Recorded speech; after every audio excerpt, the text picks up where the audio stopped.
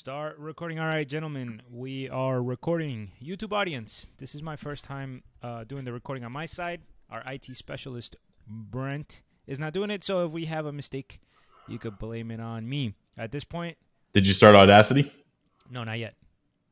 I did. Okay, you want to stop it? Start it over? Yeah. All right. Just recording. All right, and then for those of you Let's start the video over. No. No. Okay. Video's going. All right. So we're gonna start Audacity in 3, 2, 1, 0.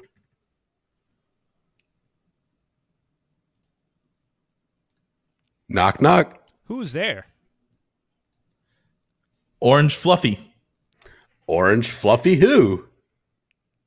Orange Fluffy is Brent because he's so fluffy. I think you were supposed to make that involved with a banana somehow. I don't know.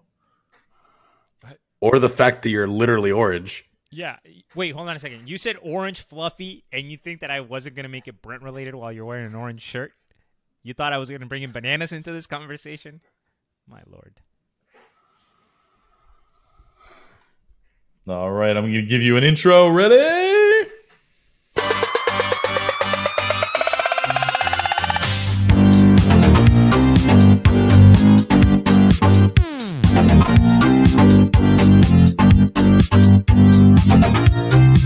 And welcome to the CryptoBasic podcast. My name is Michael Lockie, and today I'm joined by Karim Baruche.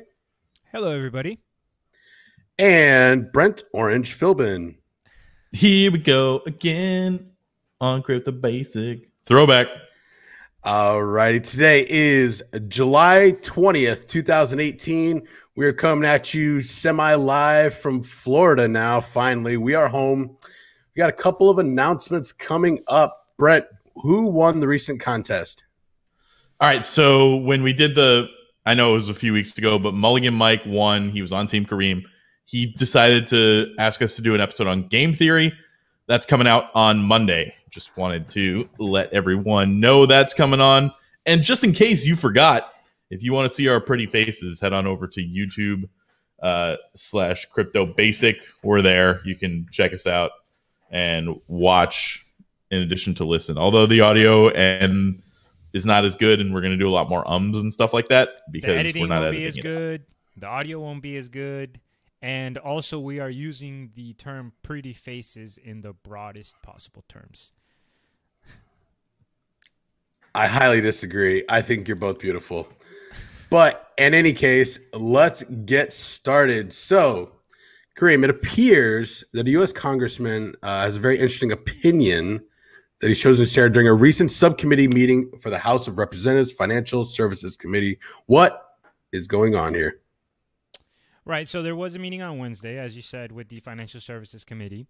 And we have one particular congressman from California who basically used the entire opportunity to bash crypto.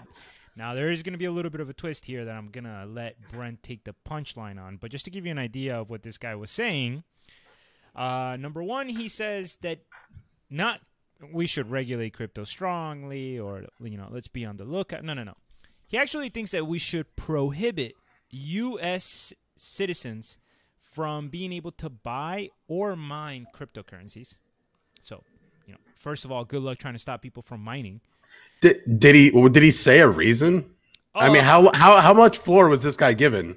Well, he's a congressman and he's part of the committee, so he had decent floor. He said a reason. That doesn't mean that was his actual reason. Well. So he also argued, one of the arguments that he made, since you asked that question, is, well, cryptocurrency is used by people who want to evade taxes. And it's also used by countries that want to evade U.S. sanctions. Now, before I go on, I want to make a quick pause here because I want to point out how completely moronic this argument is. Because if 50% of your argument is that nations that want to avoid U.S. sanctions are going to use cryptocurrency, then how the hell is blocking U.S. citizens from buying Bitcoin going to stop them? Are you saying that if U.S. citizens don't buy Bitcoin, all of a sudden Iran or Russia are going to be like, well, Americans aren't buying Bitcoin anymore, so we can't use it to evade American sanctions? So completely retarded. And he says, oh, well, actually, there was a little bit of saving grace. One of the panelists during the meeting kind of responded by saying, quote, yeah, it's true that criminals have used Bitcoin, but it's also true that criminals have used airplanes, computers, and automobiles. We shouldn't criminalize any of those instruments simply because criminals use them. And it's like, oh my God, logic being spoken in the House of Representatives. So, I'm curious at his choice of items that criminals also use, just in the sense that I don't expect many people to view Bitcoin and cryptocurrency as like as like a physical asset, as like an appliance almost. And airplanes, computers, automobiles, like they're so different than crypto. Those are weird comparisons. Right. Because I think instead of looking at it as what kind of asset class it is, what you should be, the connection he's making, I think, is technology. Airplanes are a technology, computers is a technology, and automobiles are a technology. So clearly, Brent, I mean, this guy's obviously sharing with us his honest assessment of the situation, right? Like, there's no way that there would be any ulterior motives or incentives. Yeah, no, I mean, look, when in the U.S. with politics and stuff like that, you got to realize that it's all pretty much honest and open discourse. So I just want to mention a little thing that probably doesn't matter at all, but it's just a minor addition. His primary, biggest, most prolific campaign donor is a credit card processing company.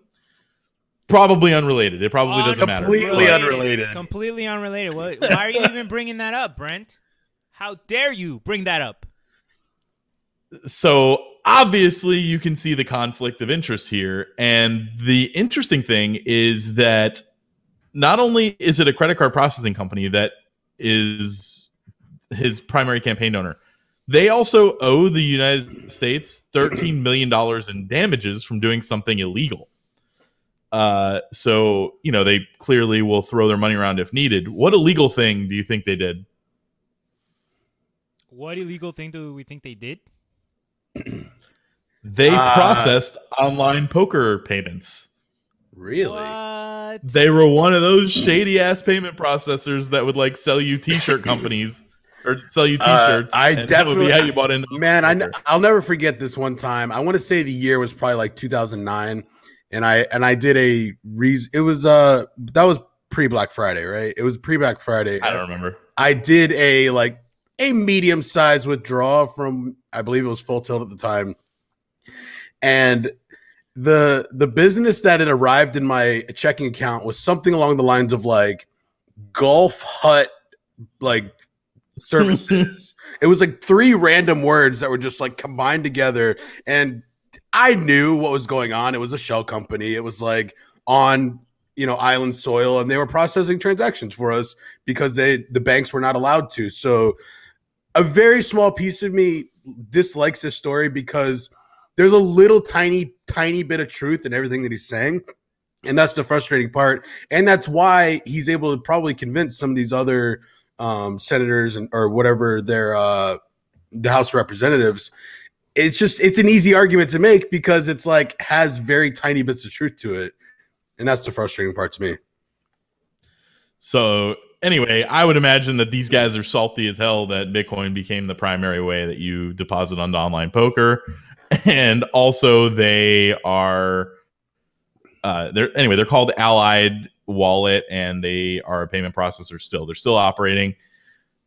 He not only did he want to stop Americans from mining or buying crypto, he also made a big rant where he said that Bitcoin is a crock.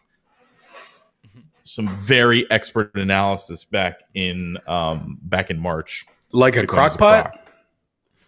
I don't know what that is, but you don't know what a crock pot is? Well, I don't cook. Oh, so you know what it is. If Bitcoin's a crock, it's going to be a really, really delicious casserole that'll fill you up in one serving.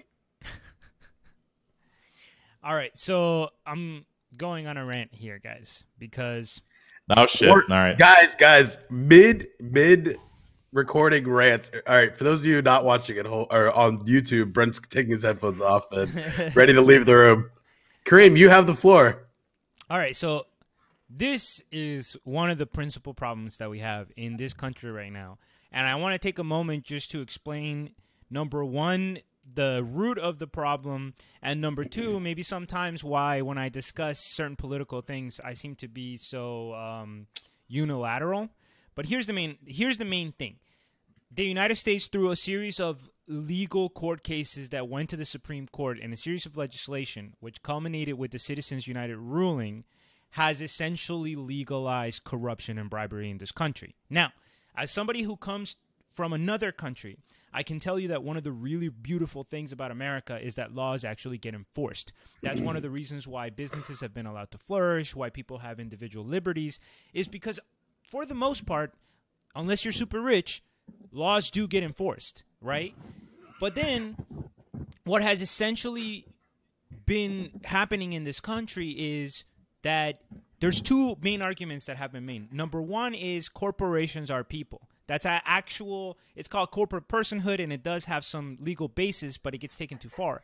And then the second decision that was made specifically during Citizens United is that political contributions or political spending is considered free speech, so that any limitation on corporate spending is considered a violation of free speech, which is obvious bullshit. So what ended up happening after the Citizens United ruling, which happened in 2010, is that all of these political spending groups, they're called super PACs or PACs, they can essentially raise unlimited amounts of money.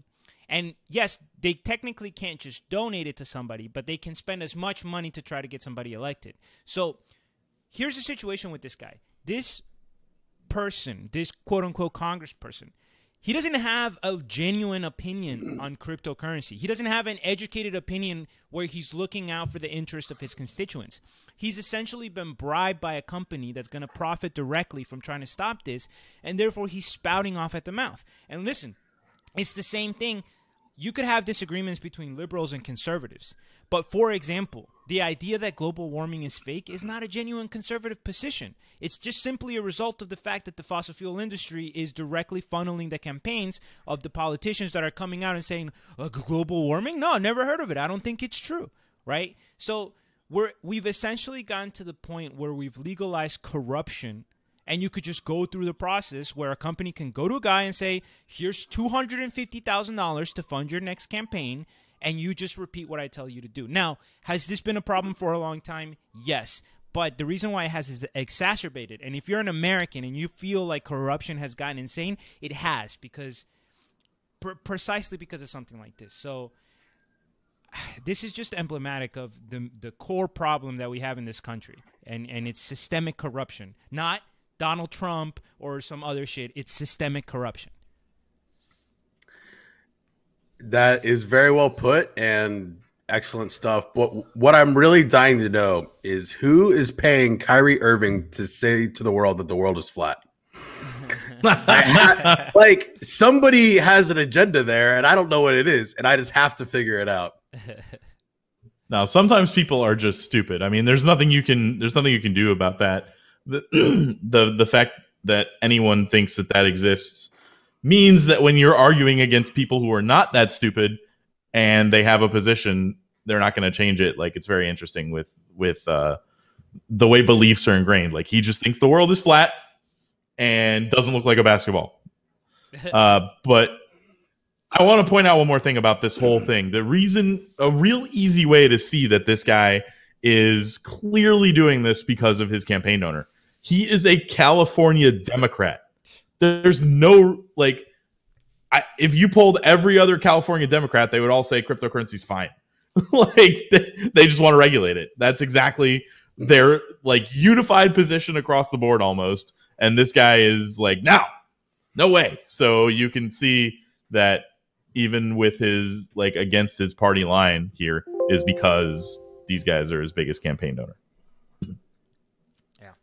And it's disgusting. For the record, it's disgusting. I don't care if it's allowed. It's a lack of any kind of moral character, because he did swear an oath to represent his constituents. Yeah, my guess is the reason we feel like it's gotten worse is because it has gotten worse in the sense that, like, when something like this is originally held up and good to go, you're not going to just immediately just start bam, bam, corruption, corruption, corruption. You're going to do you're going to do it for what it's meant for, and then eventually it's going to be very clearly used for the bad thing that it shouldn't have been implemented for. So, like a lot of things, like a lot of centralized companies will do that. They'll start out with the person's interest or the consumer's interest at heart, and they will, do good things. But then when they finally have an incentive to do the wrong thing that's so strong that they can't ignore it, then they will. Yeah. And then just as a little like extra addendum, recently, just obviously the last 48 hours, news cycle in the United States has been really crazy because of the whole Trump-Russia summit. And hidden under all of that, they just recently, his IRS and his Treasury Department just recently passed another rule, which basically makes it so before at least people had to report where the money was coming from. Now they made it even more difficult to obfuscate that. Now they're saying you don't have to report anything. The IRS is not going to collect information on anything.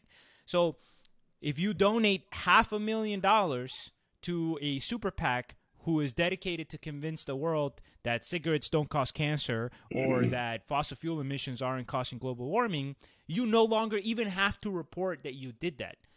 So unfortunately, it looks like things are going to get worse before they get better when it comes to this specific subject. I don't want to spend too much more time on this, but I do have a quick question for you. Do you guys believe that the corruption is actually getting worse, or do you actually believe that we're just seeing more examples of it in our faces? No, the corruption is undoubtedly getting worse, and it's a direct result of the Citizens United ruling that happened in 2010 because it opened the floodgates. And look, for anybody that's listening that's familiar with the subject, I understand that there were other court cases, which is like a series of dominoes. But without a doubt, it's undebatable that starting in... That was the first domino to you? No, that was the last major domino. There were other dominoes, but that was the big major domino, which that one basically got rid of all the rules. Once that court case was decided by Supreme Court Justice Anthony Kennedy, a.k.a. swing vote, a.k.a. I just retired to let somebody else pick a judge I picked by my hand. Anyway, forget it. But that made it worse. There's no question. And look, and here's the last thing I'll say. I'm not saying that corruption has never been worse. There are times in our history when you can go back. I meant recent history. I'm not saying. Correct. I was referring more to like 90s to present. It's definitely the worst it's been in the last 100 years in America. It's not even close. Well, hopefully somebody can get that heading in the right directions. And I'm going to get this podcast heading in the right direction. Brent, you're up here. So last week when we were recording, it looked like this Coinbase news kind of came out very shortly after. That happens to us sometimes, not a big deal. What was this story? So there's a couple stories. The story that came out like right after we released the episode was that Coinbase made an announcement that they were intending to look into supporting the following coins. So instead of having that thing where they just drop a bomb on the world and say, hey, we're bringing this coin into existence, they said, we are going to possibly be looking into these. So when you see different things in our APIs or stuff like that, you'll know that it's because of this. They chose Brent, real quick. I just want to like talk to you about something real quick. Do you think that there is a better way for Coinbase to handle a situation like this than how they did here? I'm curious your thoughts. No, I actually kind of like this. I don't like the fact what they were doing before, where everybody internally knew they were doing something and they had to trust all those people not to say anything. So if they say, look, we're going to support these coins, which the coins are Cardano, Stellar Lumens, Zcash, 0x, and Basic Attention Token. So it's those 5 that they've been talking about. If they've said that, then when one of those comes on the exchange, we can't talk about insider trading or anything like that or about the people leaking. Now, they might be able to leak the specific day, but if you already knew Cardano was coming to the exchange at some point, then theoretically that should already be built into the price, and there shouldn't be a massive like hike. Yeah, I just wanted to. This situation's a little bit different than some of the other types of announcements that we've discussed, and I brought up that previous point for the reason that we want the listeners to think of things in a very strategic way. Coinbase is in a situation where I feel like they have very few right ways to handle this. They're very large. They have a lot of influence on the industry. Every step that they take is going to cause a ripple effect throughout our entire industry. Now, that's why it's very important for them to say, here are what our intentions are. We're not going to make any promises on it. And that's very different than something like Tron that we've made fun of for hypes of announcements, where this kind of is an announcement of an announcement. But I think it's the only right way for them to handle it. And I just think it's different to remind the listeners why it's different. All right, so two things right off the bat. Number one, I would disagree that every step they make makes a ripple. No ripple. Well played. Thank you. Yeah. But you may have noticed that Ripple was not one of the coins, and we're going to talk about that. But go ahead, Karim. Yeah. The second argument that I was going to make is that, yes, this is an announcement of an announcement, but let's look at the differences here. Number one is, let's say, for example, we're very critical of Tron for making announcements out of announcements. But the difference is that Tron is being self-serving, right? An announcement that boosts their own price so that the entire development team and their whatever it is they have, they're all benefiting from that, right? In this case, Coinbase doesn't have like a share price out there that's increasing. They are making announcements about other coins. And I would actually make the argument, I do agree that this is better in the sense that if there's nothing they can't do, right? Like any coin that gets listed on Coinbase is going to go up in price. So at least this makes it a smoother spike in the sense that the news that they might be listed is probably going to cause a little bit of a spike, but a lot of people are not going to jump on, and there's going to be more time for that to kind of equalize. And now when they announce that they are listing it, I guess I don't know if that makes a lot of sense, but I feel like it creates a smoother upward curve rather than like a random spike. Yeah, and I'm agreeing with you that this is the best way for Coinbase itself to handle it. Yeah. So again, I want to go over that list of coins one more time. Cardano, Stellar Lumens, Zcash, 0x, and Basic Attention Token. Now, Basic Attention Token is pretty far down on the market cap to be included with the rest of these. 0x is kind of down there too, but the Brave browser. This is their second announcement on 0x too. They introduced it, I want to say like 2 months ago. They said that they were really interested in bringing that onto Coinbase. Possibly they were trying to work on a decentralized exchange, right? Yeah, they bought a decentralized exchange. So they're working with 0x. We know they're working with 0x. Basic Attention Token is attached to the Brave browser, which has surpassed 3 million monthly users and got into the top 10 of the Google Play Store. So that's pretty interesting that Brave is getting some press, some use. They are probably the best mobile browser that I've used. It's basically Chrome, but with ad blockers on your mobile device. So I do like them. You probably noticed that there's no Ripple, as like Mike made a Ripple comment, Karim commented on the Ripple comment. They did not include Ripple, and we told you this months ago when we were talking about, what coins might Coinbase add. We definitely talked about this on a flagship. We explained right there in their terms and conditions, they say they're not going to add Ripple because Ripple's not decentralized. It says exactly what they will look at when they're considering adding coins, and decentralization is one of the things. So it should surprise nobody that they are not adding Ripple and that they are adding a Ripple fork called Stellar. So, I mean, I know it evolved past then, but there is a very clear correlation and reason for that. That didn't stop Ripple users, though, from starting a petition for FINRA to probe Coinbase for price manipulation because they didn't talk about Ripple. They talked about the other coins. So now we're gonna file a petition to oh God, oh no, oh poor guys. Just no, because we're no. not centralized. No. No listing here. Honestly, though, it is really unfair that just because Ripple is centralized, they're not being considered on a platform that focuses on decentralized coins. That's just not fair. Like, why shouldn't they change the rules for Ripple, Brent? Ripple, look, Karim, Ripple is the company is centralized, but XRP isn't. It's decentralized. It's a token. Nobody controls it. I mean, I know Ripple has almost all the coins, but and all XRP is decentralized, bro. yeah, but whatever. Like, why are Ripple fans meatheads?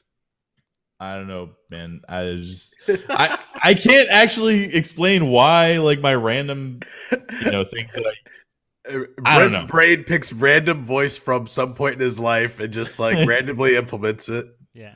I was thinking like Jersey Shore, like look, and I don't know. Just to state the obvious, just to make it clear where we stand on this, we are not saying, and as we made it clear in the past, we're not saying that Ripple is not a good investment or an efficient currency or they're whatever. not a scam or anything. No, exactly. So if you like Ripple or if you think that Ripple is a good investment, that's fantastic.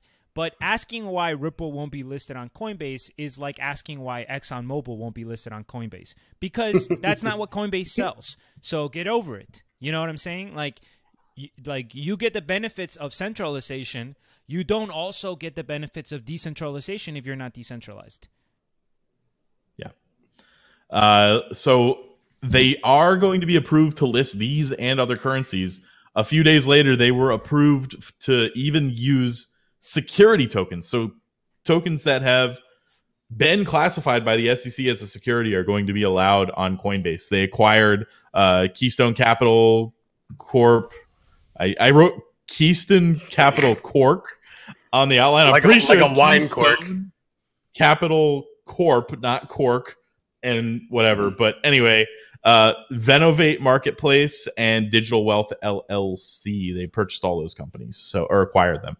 So that they're approved by the SEC to list, and they have expressed interest in those particular tokens. So Coinbase is interesting, and they're doing it big. They're doing it real big, boys. All right, quick timeout. Blitz question: 1 sentence or less. I know you can't do less than a sentence. I guess you could do a word, but no more than 1 sentence. If you got offered a position, where would you rather work, Coinbase or Binance? Mike Lockey, go. Binance. Brent Philbin, go. Coinbase, because if I worked at Binance, I would need to know way more about coding than I do, and I feel like I could get away without it at Coinbase. But you could possibly be able to say funds are safer on the next hack. Oh, that's true. Damn it. Funds are safer, bro. All right. What's your answer, Karim? I mean, realistically, probably Coinbase, just because I could stay in the States. Fair. I don't know. Malta sounds kind of nice. Oh, actually, yeah, screw that. I would love an opportunity to work at some company where I'm making a bunch of money and I'm allowed to move out of the United States, because then I get to be abroad. Malta, definitely on my list of places I need to visit. It might suck. I don't know. I've never been there, but that doesn't suck. Sounds cool. You should go trick-or-treating at Binance's headquarters. All right, guys, moving on. So, Karim, this next story, we've talked a lot about the concept of an actual blockchain versus other types of distributed ledger technologies in the past. And I'm curious what you found in this Croatian university research paper. Yeah, so this was actually released in April. I'll be honest that the reason it's being included in this show is because I just happened to recently stumble upon it. It was shared on Reddit. I got interested, went to go read the paper.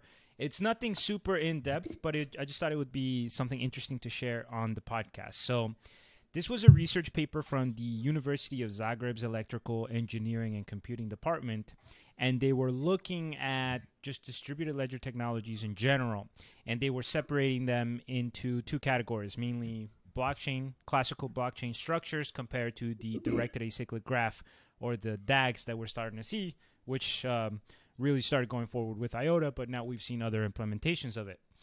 Now, the authors of the paper were Federico Bencic and Ivana Zarko. Sorry, Mike, for not making Brent pronounce. That's okay. I'll forgive you. And Dags. You like they- dags? Dags. What? Yeah, Dags. Dags. You like dags? I don't know what I just. Shut said. up, Brent. What was that, Brent? It's do you like dags?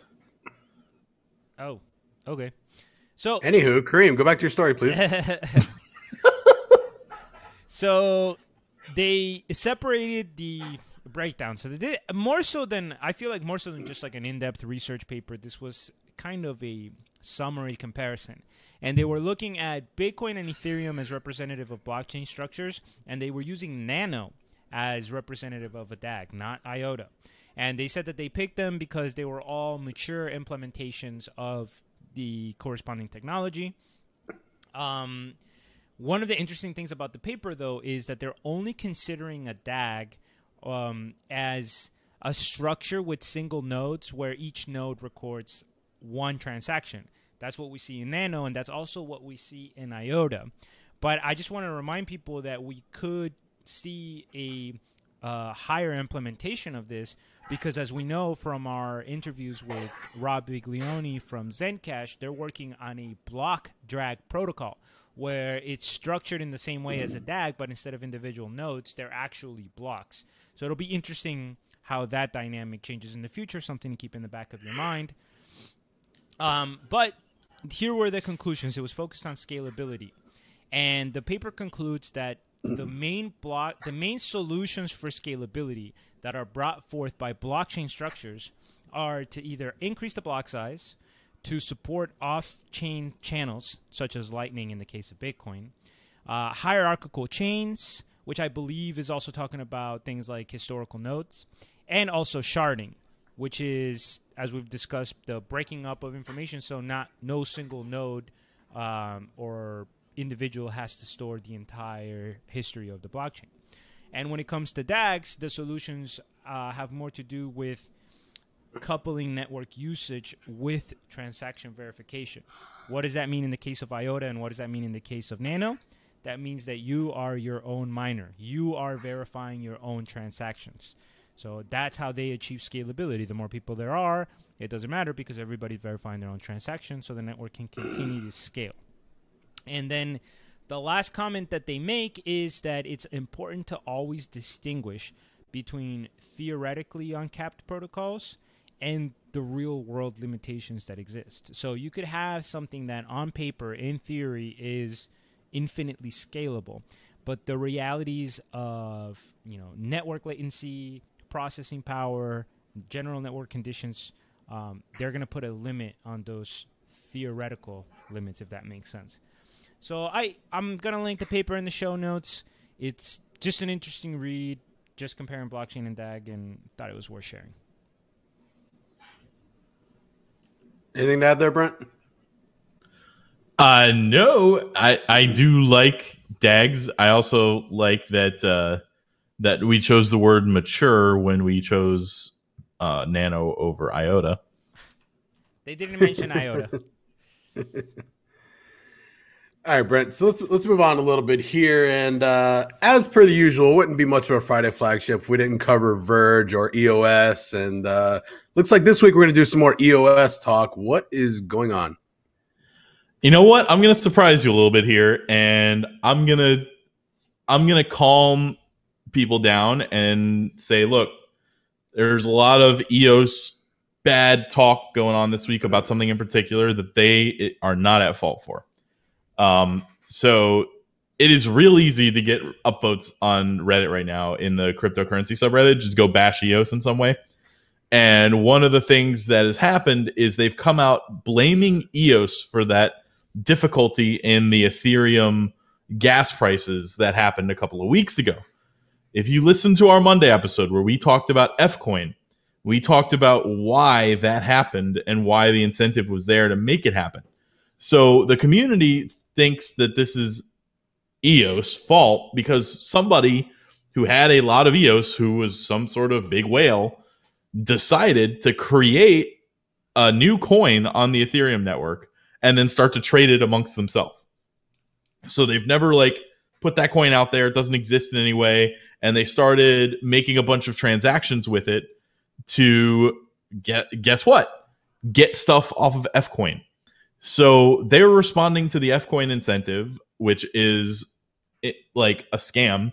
It sucks that this person with all of this money is falling for this, but they are an EOS. They clearly are an EOS investor, but they're not like part of EOS. They're not like, yeah, we're gonna attack the Ethereum network and make it look like shit so that EOS is better, which is what the community kind of thinks. That's not what's happening.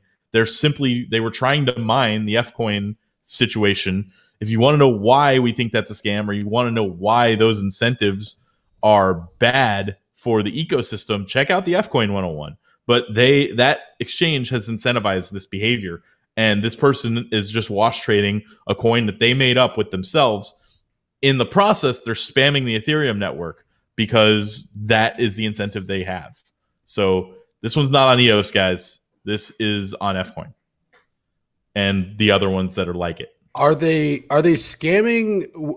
Is he paying gas fees for all these transactions? Yeah. He's also driving up the gas fees.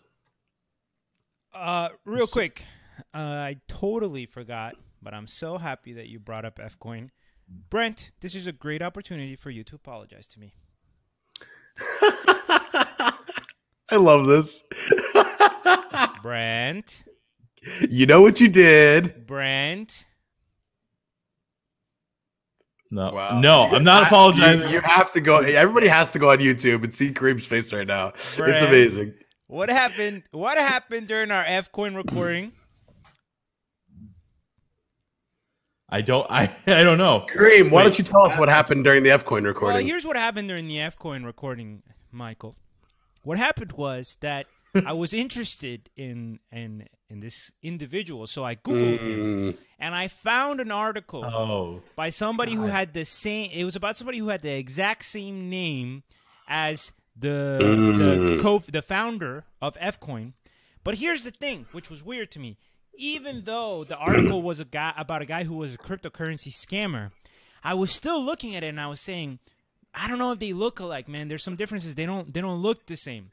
And on top of that, we have no idea how common this name is. This name could be like John Smith. Well, wouldn't you know it, Brent was very frustrated with me. And that's my Brent voice. I got that from Brent. All right, so my version of this story is I was unable to attend the Fcoin recording episode. However, I was on the West Coast, so I was able to join for the Flagship recording that happened directly after. That was a week ago.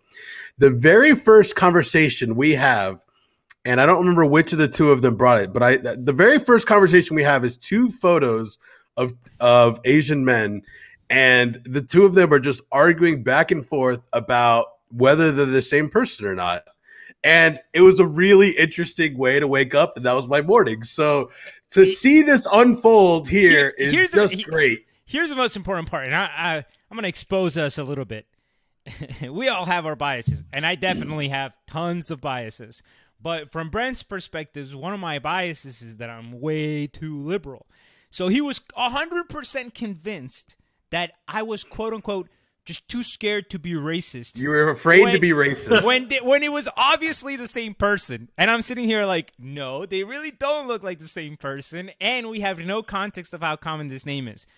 Well, luckily, CryptoBasic has the wide-reaching audience, which includes Chinese listeners. What did our Chinese listeners say, Brent? Well, you caught me. I was... No. I'm looking up his name. I'm trying to remember. It was like just two letters. I think it was YP. Hang on. Let me actually get his name real quick so we can do this justice. The user in the Discord or the actual? Yeah. I mean, I don't know his name, but the user in the Discord. So there was a Discord user, and I'm looking up his name. But basically, YJ. Okay, so YJ is like he is Chinese. Yeah. He said he was Chinese. So, I'm going to go ahead and believe him for this point. But go ahead, Brent. What did he say? He said he's Chinese. He's 100% sure that is not the same Zhang Jian. Mm-hmm. Zhang Xian. He is not the same Zhang Xian that is from Fcoin. He believes that there's at least 500,000 people named Zhang Xian in China, and that in the news article, if we had actually read the damn thing, they said that that wasn't his real name. So I didn't know that part. Well, he was using He that. was using a fake name. Well, he's using He that was as his using name, like but a he John could- Doe. Yeah, but he could change Yes. his name too. You know, like He was could just using change like a his John name. Smith. So my confidence that that is the same person has gone way down since having this conversation. Oh, really? that's your Oh, apology. really? Oh, my confidence has gone way down. That's the most Brent response I've ever Yeah, heard in my life. Oh my goodness. I guess that's the closest to an apology that I'll ever get from Brent. I'll be a little honest. I was kind of on the fence on this. I probably sided slightly with Karim that I needed to leave that open for possibilities, but this is good stuff. I appreciate you guys. Okay, so Look, I am still not at 0% because it is the same name and it's a cryptocurrency scammer. Like, I know there's a lot of John Smiths in the United States, but I don't know how many of them would both be like a scammer in a very specific niche industry. look, here's the bottom line, though. I want to give the audience an insight into Brent's incredible brain. All right. Now, first of all, I'm going to preface this by saying that we're talking about a very, very high IQ brain. And I don't say that with any sarcasm. But you know the part of your brain that lets you know how sure or unsure you are about something? Like somebody asks you something and you're like, oh, you know what? I actually don't know. There's a part of your brain that just gives you like a little probability. No, Kareem. Here's That my part- thing. that part it's of like a Brent's range of brain- 1 to 100. It's a range. Right. Yeah, that part of Brent's brain, just like once he's decided that he knows something, it instantly jumps to 100, and then you can't move it. It's like It impossible takes- to move unless It there's a takes wall. like the 20 to 80% out. So he's either 0 to 20% sure or 80 to 100% sure. Yeah, that's pretty accurate. There's no 20 to 80% range. Yeah. So, all right. And Brent loves he'll debate anything at any time. So like, if you think he's wrong, you literally have to do a boss fight to prove him wrong. Yeah. It's like, oh, you disagree? You're afraid of being racist. You're Yeah. a reverse. It's social justice warrior. All right, we can move on. But thank you for bringing up Fcoin, Brent. Arigato nasai, my friend. all right. So where were we, Brent? We were done with my one good thing I've ever said about EOS.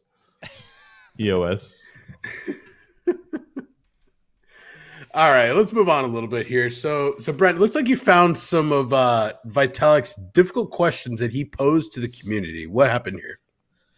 Yep, this was on Reddit. He posted it in like some private chat or whatever, but basically he's like, here's 7 questions that this community needs to answer, and they need to have good answers, and we don't right now. And I don't think we are qualified to answer these, but I think they're important to think about in the future going forward. He said that Bitmain and affiliated pools now have 53% of the Bitcoin hash power.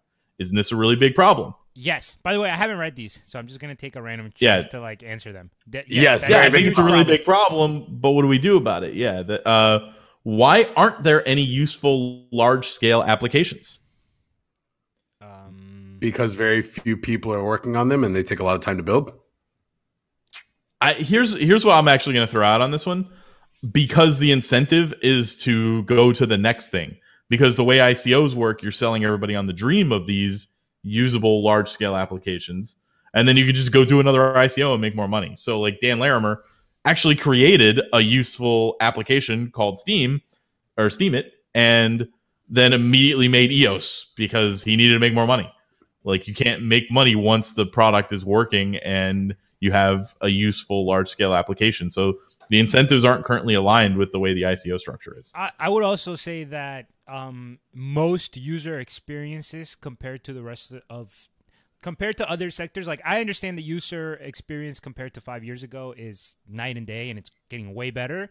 But still, the user experience compared to real-world competitors is pretty crappy. So I don't expect any large-scale options. Like, can you really compare any cryptocurrency to how easy it is to use most apps? Like, not really. Mm-hmm.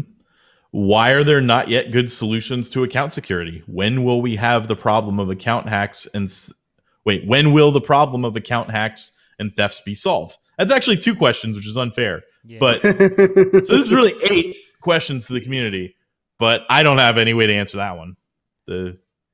I mean, it's never going to be solved. You can't perfectly solve this, in my opinion. You can make it a lot easier, though. Like, it's not as easy to hack like someone's email or whatever as it is to have them screw something up on. I don't know if that's accurate. If you take the easy step of 2-factor authentication on your email with like your phone, it's probably very difficult to hack it. Okay, so whereas you should add 2-factor authentication to wallet. Well, it's on a lot of the stuff, but it's not. I don't have it in any of my emails. If you default to, well, we have it on the CryptoBasic email, but if you default to like Gmail or whatever, it will try to make you do 2-factor authentication. Fun fact: the probably the reason we have Dictator Cheeto is because the Democratic National Convention decided that they didn't. Decided that they didn't want to use 2-factor authentication when one of the best hackers in the world said, "You're vulnerable. You should use 2-factor authentication. You should keep these files in the G Suite so that it's internal rather than Google Docs." And they said, "Sorry, that's annoying." So literally what you just said to me happened at a large scale and allowed them to be hacked because they just refused to put 2-factor authentication on their stuff. Brent steered me in the direction of this story, and I was so infuriated. And I just want to repeat just real quick for anybody that thinks, oh, well, if they're at the higher levels of government, they must be smart. Once again, people at the highest level of government hired a hacker to help them with security, people who are targeted by the most specialized hackers that the Chinese, Russians, and literally every nation has to offer. And their response to you should use 2-factor authentication was, it's a pain in the ass. Let's not use that. Oh, did you get hacked by highly trained specialist? What a fucking shocker. Sorry, continue. Like, how can you have that much power and be so goddamn ignorant? It's ridiculous. Karim, your pink headphones make your rants like 10 times better, dude. I have no idea. All right, moving on with Vitalik's questions. Sorry, another little rant there. How can decentralized apps work well with a 5 to 10 second blockchain latency? It's true. A lot of our applications could not function like that. Proof of work is burning billions of dollars per year, even more than all scams and thefts combined. Isn't this a big tragedy? It's also kind of, helping create the value. So I don't know about that question. So much. I don't know how I feel about that one. Yeah, that one's not as damning as the rest of these. What are the centralization risks of proof of stake? And that is a real thing that we need to address. A lot of the big proof of stake coins have centralization issues. And given how EOS governance has turned into an epic fail, doesn't this mean that all on-chain governance, including DAOs, are fundamentally flawed? How can any DAO deal with bribe attacks, plutocrats, or other risks? What is a plutocrat? It's like rich people. Yeah, who run the country, basically. Yeah, like an oligarchy. These are questions way above my pay grade. Yeah, I agree. That's why I it just came to mind. I'm sure that this has some major flaws, but it's not something that I had thought of before. When you talked about the risks of centralization, what would you guys think about a proof of stake system that decreases the marginal returns of additional stakes after certain thresholds? So like maybe as a relation to the amount of stake in the pool. You're saying any stakes above X amount would receive less proportional stakes? Right. So like the easy solution, they would just have a bunch of different wallets of small amounts. Yeah, that's a great point. Yeah. That's kind of what happens with like Zencash and stuff. So people just make a bunch of secure nodes rather than just one. Anyway, yeah, I don't know what the solution is. I'm really hoping IOHK figures it out because I think they can. Liquid democracy, game theory, yay. Yeah. All right. That's it for Vitalik's Have we question. decided a time we're going to record that Game Theory episode? I'm pretty excited about it. Or when we're going to release it, or any of that fun stuff. We're releasing it Monday. Monday. Recording next couple days. Not sure when. Sounds good. All right, moving on here. Last story in the regular non-crypto around the world section. It looks like there's a new sheriff in town over at Goldman Sachs, Brent. What happened? Yeah, I don't know. Mike asked me this question and I felt stupid because I didn't look and I forgot to put the link in here. But I don't know what happened to the previous CEO of Goldman Sachs, but they have a new one. His name is David Solomon, and he is pro cryptocurrency. He's even been quoted as saying banks must evolve as a business and adapt to the new environment, talking about that. So that is also on the tail end of the BlackRock, like kind of news, kind of not news. BlackRock is the biggest like financial investor, like in the ETF game and the funds and all that, mutual funds, and I think they do hedge funds too. But they like released that they were interested in crypto, but then like they said they weren't, and then like people that work there were saying they were, but then like the people who invest in them were saying they weren't, and it's like a lot of back and forth non-news, but it kind of comes in with this Goldman Sachs thing. Like we were very close to institutional involvement, and I'm interested to see how that plays out. A lot of people think institutional involvement means direct upward trend, and I'm not necessarily convinced that that's going to be the case. I think that they want to make sure that they don't immediately spike all the prices. I think they're going to be very careful of how they get involved. Oh my God. Okay, so I went to go look up what happened to the CEO, the previous CEO. Oh boy.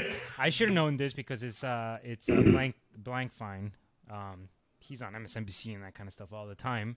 The 63-year-old said that he may or may not be in the job market, but he's definitely going to take a couple of weeks off. And then check out this little puppy. Blankfein could also follow his predecessors into government. Oh boy. Hank Paulson, the CEO before Blankfein, left in 2006 to join the Bush administration as Treasury Secretary. So yeah, and he might be part of a future cabinet. So great. Just in case you thought that he wasn't going to do something shitty, just be sure that he'll still be screwing you over somehow. And side note, he's also a part-time DJ. I guess you could do whatever you want when you're rich. He moonlights in New York as a DJ. I think I did see that story. I forgot about that. That's interesting. All right, time for crypto around the world. Attention please. This is the final call. Hey, Karim, remember when you were in the same place as Daft Punk, you didn't get to see them? Yeah. Wait. Oh, yeah. They played at Electric Forest, right? You said? Yeah. How did they? They weren't even on the lineup. I mean, I'm assuming that they're probably some type of producer or mentor, or they probably do a lot of this for fun now, I'm assuming. Must be nice. Must be. Yeah, when you're rich, you can DJ whatever you want. Literally. Yeah, especially if you're an ex-DJ. Especially when you're a retired DJ. All right, Brent, there's a story from Venezuela here featuring your nano. What's going on? So the situation is getting worse in Venezuela every day, and there was a call for donations, and there was a donation of 100 nano, which it's trading at about $2 and change, so a little more than a couple $100. And with 61 of those nano, one of the Venezuelan citizens was able to buy 300 kilos of food to give out. That is a what does that even lot. look like? What does that even like? I can't even imagine. Like, well, it looks like about 2.2 of you. Oh, my man. I think, yeah. how much is a kilo? Nah, it's got to be more. 2.2 pounds, isn't it? That's $2.2 of nano, I thought. No, I think that It's a kilo is 134 approximately. pounds of food. Oh, never mind. Oh, it's the other way. Oh, never mind. I thought it was the. Oh, yeah, you're right. Yeah, because Right, there weigh is a lot no less than I do direction in in kilos. which you could turn 61 into whatever 500. No, not 61. No, no, no, no. 300. I was just multiplying Wait. 300 by 2 Oh, instead of dividing. No. I thought you said 61 kilos. 300 kilos? 300 kilos. Yes. Oh yeah, that's like 640 pounds or 660 pounds. Okay, I was right. No. Oh my God, we're so stupid. Okay, Why can't America use pounds or kilos like the rest of the world? Listen, number one, that's a rant that I'm definitely willing to have. I think the way that we measure stuff in America is the absolute dumbest, and I'll be fully willing to admit that to anybody. Karim, I have a serious question here, and there's a decent chance this is going to be pretty ignorant, but I'm asking from an honest place. Is there is now like a good idea or a good time to like consider maybe like buying land in Venezuela or something like that? Like, if things are getting so ridiculous. No, definitely not. Definitely not. And the main reason why you wouldn't want to do something like that is because part of the problem with Venezuela's government is that they can, there's not like a lot of personal property and investment laws, so they can just annex whatever they want. You know what I'm saying? Like they can, I mean, I understand the argument that everything is super cheap, but like, it's kind of like what we were talking about in the investment theories and strategies where like you can't beat the market unless you take more risk. You could definitely get good deals, but understand that you're doing that because you're taking excessive risk. Yeah, they could just do the thing where they're like, this is mine and this is mine and this is mine, and like your thing could be theirs. So it is 2.2. I was right. I got all ninja'd there, but 300 kilos. If Mike, you're approximately 2.2 or 300 pounds, then 300 kilos would be 2.2 of you. Well, so I was thinking a kilo was a lot more than 2.2 pounds for some reason. I was thinking like in the tons range, but no, my math is not the best. All right, so here's a fun fact: the average monthly wage in Venezuela right now is 0.5 nano. $1.10. A little more than $1. Yep, that is how bad things have gotten. So this little donation fund, they ended up getting 100 nano. They spent 61 of it on the food. Hopefully they're doing great with the other 41 that they got to help people out. But that's very big cautionary tale. We talk about them all the time, but sometimes it helps to put into perspective just how bad that is right now. Yeah, and also, I want to remind people that unlike a lot of countries who have basically been slowly coming up from poverty, like it does suck, but sometimes you hear about a country where the monthly wage comes out to like $30, and if you go back 10 years it was $15, and if you go back 10 years before that it was even less. That's not the case with Venezuela. Venezuela was a rich country with a thriving middle class, and it's been completely destroyed over the last 10 years. So like for the people that live there, this is like disastrous. You know what I'm saying? Like these are people that were professionals, engineers. Like, I mean, it's whatever. It's really, really sad.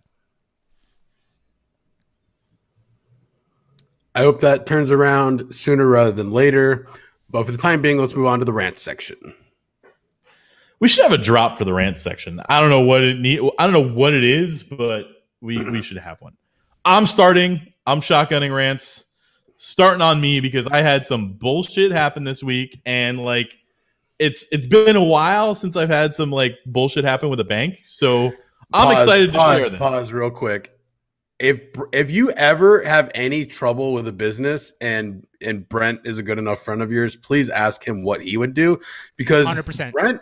Brent has thought of things that like I wouldn't do to my worst enemies, to people that like would be considered acquaintances. He will go to any measure. He will do whatever it takes. He will go up the chain as far as he needs to prove whatever point he feels like he needs to prove. But go ahead. Yeah, and he knows how to work the corporate mechanisms. Like he just knows, like, watch, this is gonna be great. So I wake up now. I have a lot of banks. I have Simple. I have Chive. I have Fidelity. I have the Cash App debit card. I have USAA. Brent, and I have total deposit bonuses for all of these bank accounts combined. How much free money do you get? I'm not sure. It's probably an average of like $50 per or something like that. I don't know. Okay. But it's not always why I do it, because like I had USAA, but like there's so I also have TD Bank. I'll just get to the point.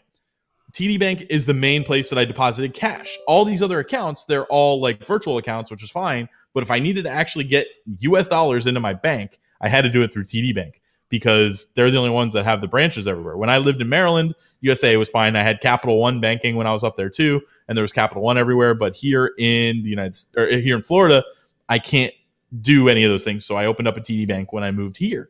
Again, they did have a bonus. It was like $200 or something like that to open the account a couple years ago. So it is also sometimes I start to use it as like a budgeting account because it's like because I put like money, I can put money into it. It's often the account that I have attached as like my primary payment system for a lot of things. That way, it's my spending money, right? Well, I have been playing a lot of Magic Online, and there have been some expenditures to play a Magic Online recently, and I don't know why I'm doing it, but whatever. So I made a bunch of PayPal transfers to go to Magic Online, and they came out of this account. So on the 9th, on July 9th, I had 7 debit transactions with PayPal and 1 credit, and they all went in the same day.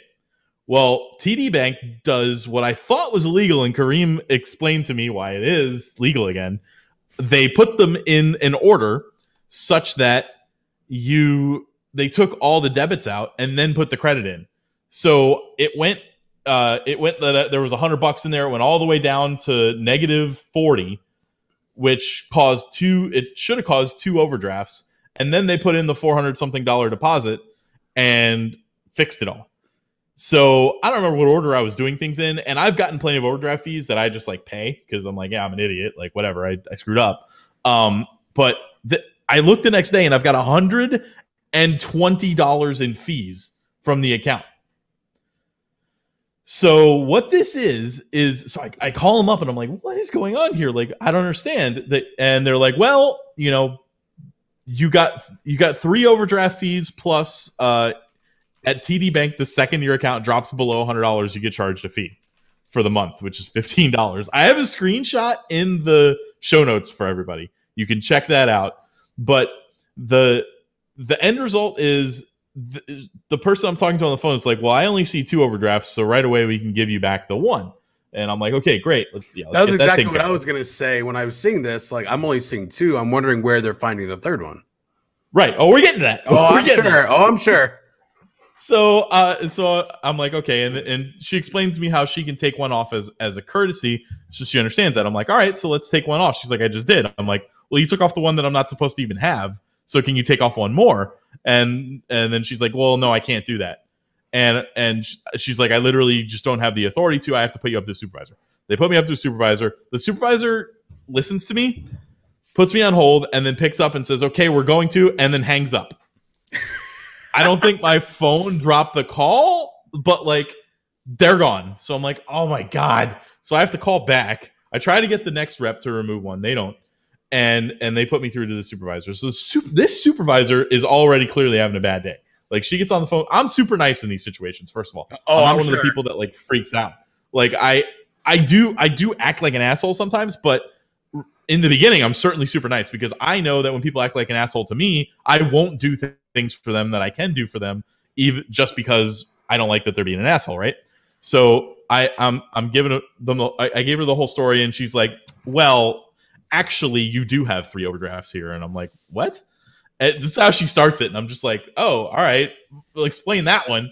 And she said, see, on that day, you had a pending transaction that didn't go through until the 12th. But since you swiped the card that day and it became pending that day, it also is included in your overdrafts. If you just go to this section of your bank, you can see that. And I go to I click 2 things and get into this spot that's got a bunch of my statements. And I'm like, all I see are statements here. She's like, there should be a notice. I'm like, there's no notice. What are you talking about? I'm like, they're all statements. I was like, I screenshotted. I'm like, what's your email address? I'll email this to you. Like, there's nothing here. And she didn't give it to me. So she's like, well, all right. So we'll remove 1 more of these. And so then I'm like, well, wait, what? I don't understand. this all happened at the same time. You can't just remove them all. And I'm like, and why is this $15 here? And they explained to me, that's how I find out that it comes in the first day. So after arguing, she can't even remove those. So that's fine. We hang up, and now I've still got $50 in fees left. So then I call one more time, and I call to cancel my account. And they, of course, are like, is there anything we can do to get you to stay? And I'm like, I'm going to need you to refund one of these overdraft fees. So I got the last one refunded. And I still had the $15 account maintenance fee. I didn't see any way I could get around that. And then I immediately closed the account. So I know I've mentioned that I bank at TD before. So any of you who have listened to that and thought maybe you'll do it, absolutely not. Like, fuck them. Do not bank with them. And like, none of the other bank accounts that I have even charge overdraft fees. Like, they don't even, like, it's not a thing. Like, simple, if you swipe your card and you don't have money, they're like, yeah, didn't work, sorry. Like, my Fidelity account, because it's attached to where I have my IRA, I've gone into the negative on it before, and they're just like, whenever you get around to it, put some money in here. So I don't know. It is very annoying. It is very indicative of why the banking industry sucks. And it is just blockchain, crypto, DAGs, block lattices. That something is going to change, because this is so fucking broken. Like, it's so bad. Yep. And sorry, I'm just going to inject it in here because this is a perfect example. Yes, I understand that, restrictive regulation isn't always good. But if you're one of those people that has been led to believe that regulation is always bad, this is a perfect example of where it's not. Banks are literally rearranging transactions on purpose so that they could charge you more overdraft fees. Then there was a law passed to limit them from doing that. And then, of course, based on what we talked about earlier in the show, all of these transaction companies, all of these banks lobbied senators or lobbied congressmen like David Perdue of Georgia, go fuck yourself, who are pushing precisely to get rid of those rules. Why? Is there any person who will seriously argue that it's good for Americans to allow banks to rearrange overdraft fees so that they can charge you multiple overdraft fees?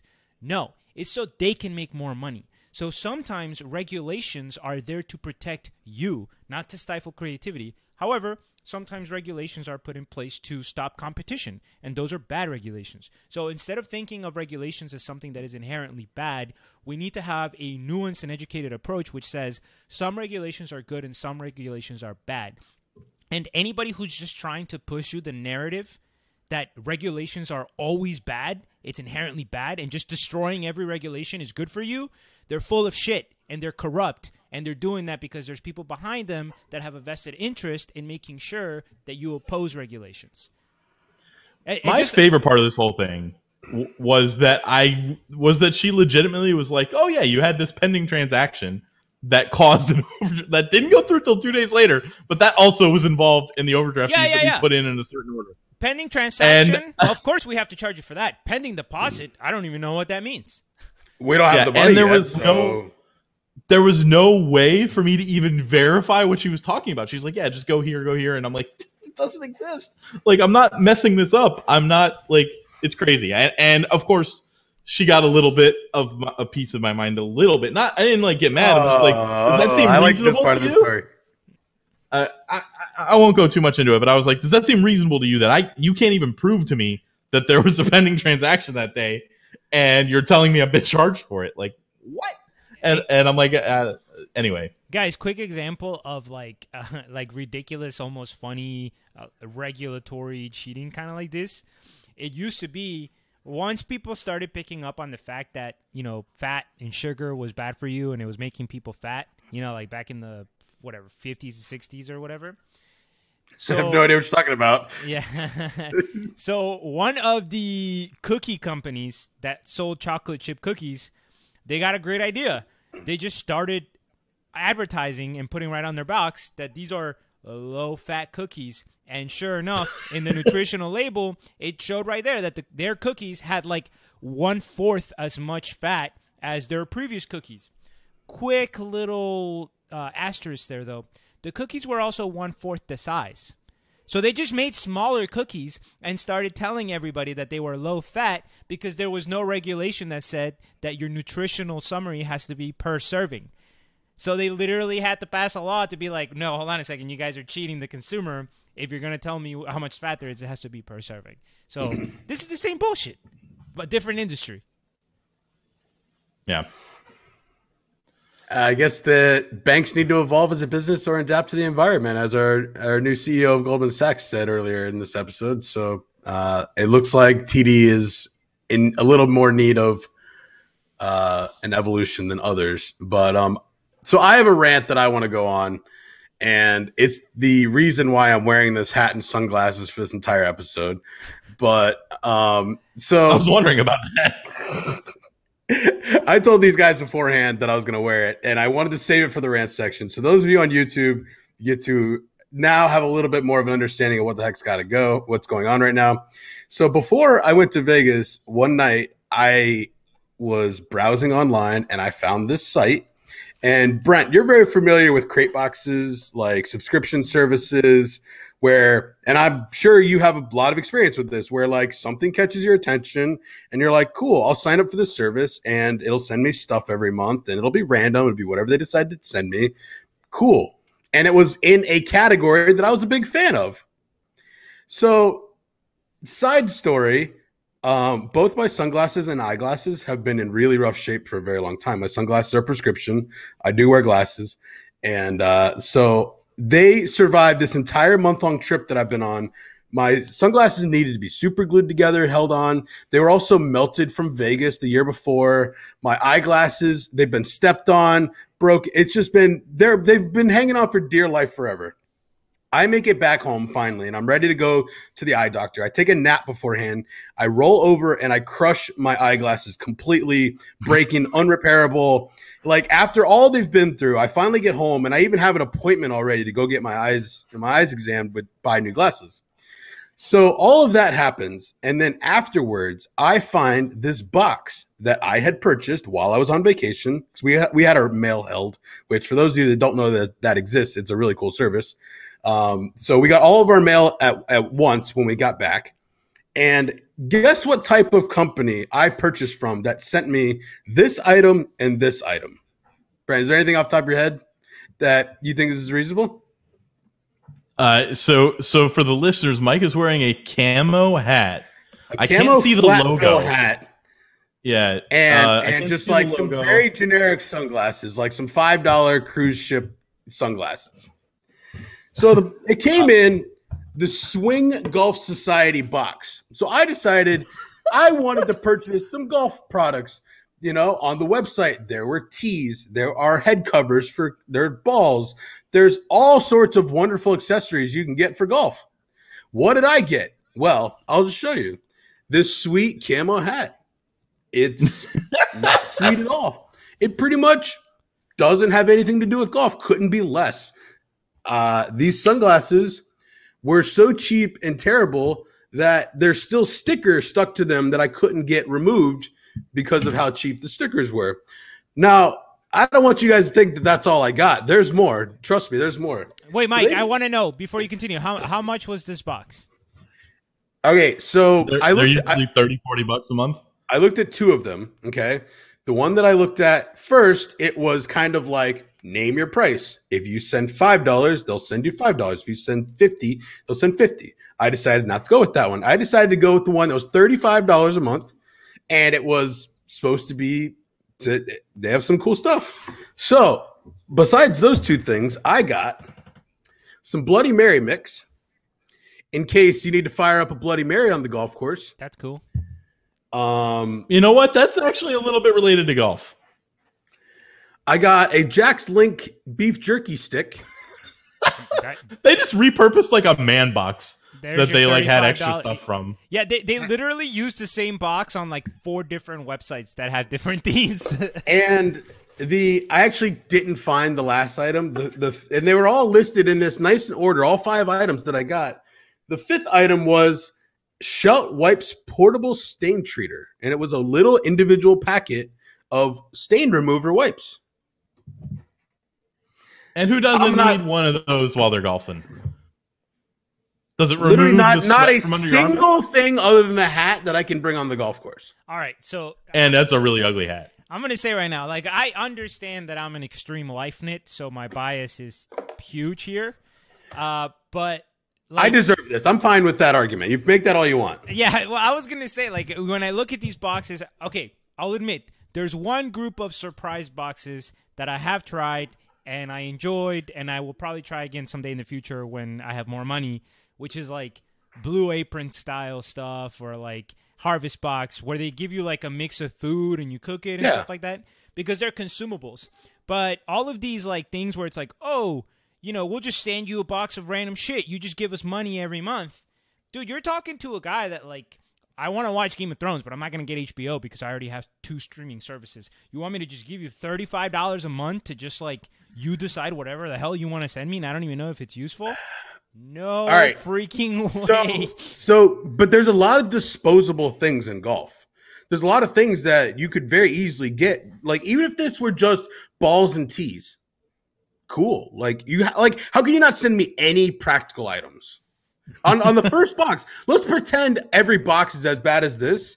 The first box, you need to make it a little interesting. I think that the obvious move for you here is to go up to the next level to see the best thing they have to offer. You need to go to the $50 a month box. No, my next box is going to be canceling. Yeah, this box can go right there in the category with TD Bank as scumbags.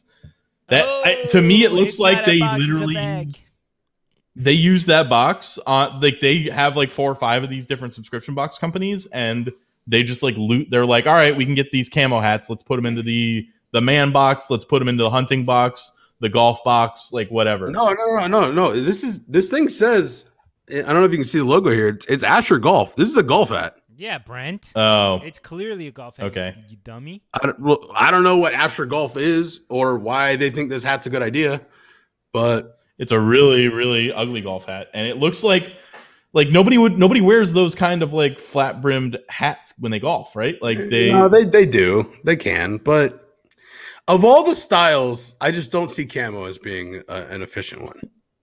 All right, Jesus Christ, what are we talking about here? Holy crap! It's the rant section. It doesn't matter. Yeah, I remember there was a crypto loot box that I saw one time that it was like, we'll send you a random cryptocurrency every month. And I'm not even kidding. Like, you gave them $30 and they were just like deciding on which crypto to send you. That's brilliant. Like, no. No, we'll do that. We'll just wait. We'll just, whatever one's up the most, we'll just send that and we'll profit. Oh, perfect. Yeah, for sure they're going to send you the one that's up the most. Well, they might. They might say whatever they're going to do. They're going to send you less than whatever you're paying in value and take the rest of it. Week 1, Verge. Week 2, Verge. Week 3. There's a clip of a guy in the Verge Discord chat just like harvesting Verge from like the random people there. Oh, Mike, I forgot to tell you what your punishment is. Uh-oh. All right. Generally, we do that at the beginning of the episode. Yeah, I guess I'll do it next week at the beginning of the episode. That way, if this idea sucks, I'll get time to work on it. Yeah, remember what I told the. Yeah, that's what you said last week. But. Listen, yeah, but I forgot about it. I've been busy. I was gonna say the Bart Simpson themed one, Brent. You're the only one that knows what that means. Bart Simpson. Oh, well, then do it, and then we can have Mike present the results next week. No, but I want him to do it on camera, so I know that he's not like. You can't do it on camera. He's got to pay attention and talk to us and stuff. You wanted me to like be in different character the whole episode? No, not be a different character. So you know how at the beginning of The Simpsons, Bart's in trouble and he has to write like on the board, like when back in the day kids would get in trouble. Okay, so okay. Here's what I want you to do. I want you to take a full-size notebook. Okay. Okay, and then I want you to start writing across the top. I won't invest in shitcoins. Over and over and over again, right? All the way. I want you to fill the whole thing. All right. No copy pasta. No, that's fine. And then you're going to take a picture like this with the thing, but you have to make a sad face. You can't smile. And then I'll do something with that picture. I don't know yet. I don't know what. All right. Now, just very small clerical question. And I feel like I'm free rolling myself here, but I'm gonna make sure you guys get what you're looking for here. You're such a good sport. You know, I will I'm a give you good credit for that. You're always a good sport. Absolutely. I'm always a good sport when it comes to these things. Now, let's just hypothetically, I think most there's like 32 lines, I want to say. Do you want me to write when I hit the period? Do you want me to hit enter and go to the next line, or do you want me to keep writing across and do word wrap? Okay, well, first of all, by enter, this is handwritten. Just making sure. I understand. Okay, well, you said enter. Yeah. What? Okay. I also could have said, "Do you want me to start over at the next line?" Or I could just say, "Hit enter." Oh no!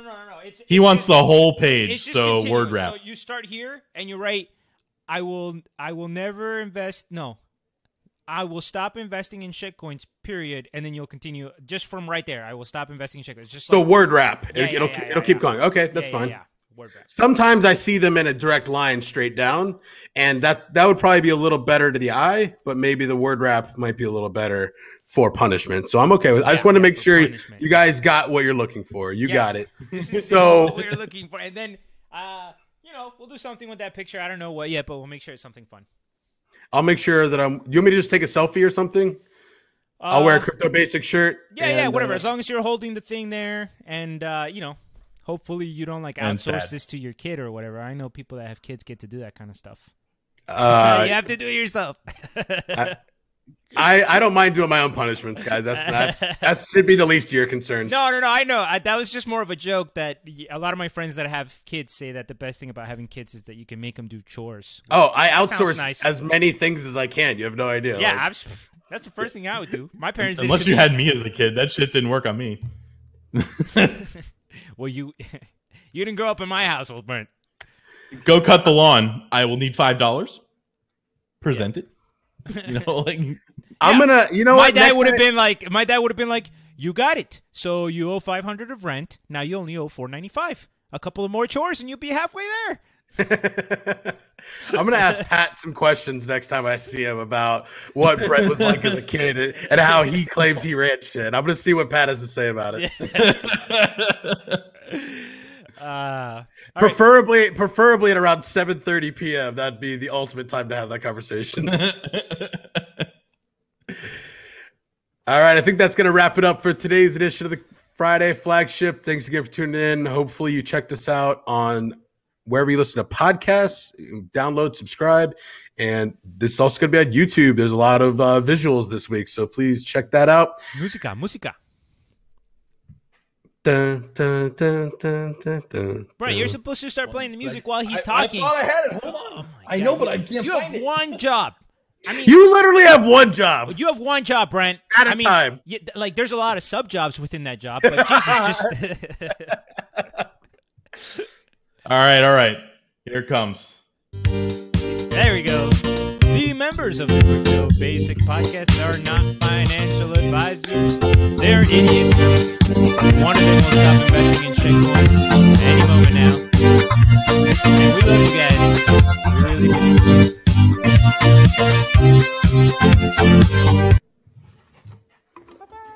Bye, YouTube.